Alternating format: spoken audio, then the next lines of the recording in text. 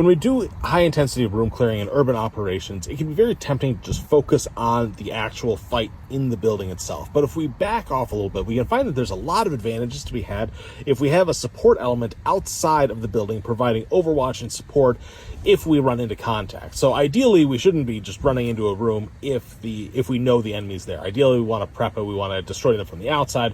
But if we're entering a room and we don't know if the enemy is there, these guys are here so that if we take contact while we're in the building, they can start hammering this part of the building with suppressive fire, which at best case is going to knock out a few of the enemies.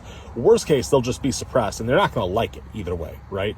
And it sounds really good. It's really helpful on paper, but it is very, very difficult to do this in real life, because when you're in a building, it can be tough to figure out where you are. Because if they're suppressing this area over here and suddenly you have a friendly force run in, you're going to be hitting your own guys. So there's a lot of risk of friendly fire, and you got to be very careful. So typically the way it works is you do entry over here, and as soon as you clear an area, what you do is you signal to them outside. So what you'll do is you'll go poke something out a window, whether it be like a VS-17 panel tied to a rock or a chem light, something that they can visually see from the outside, and that will communicate to these guys that they have to shift fire.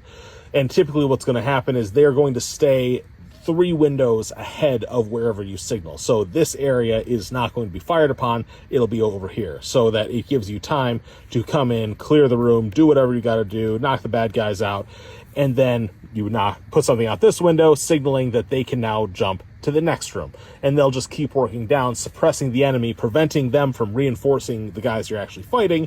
And you can just go step by step by step with grenades, with everything that you've got, until you have cleared the entire building. But it's much, much easier to do it if you've got a few machine guns, grenadiers, riflemen out here, as opposed to just trying to fight the fight as a fire team going through however big this urban area is.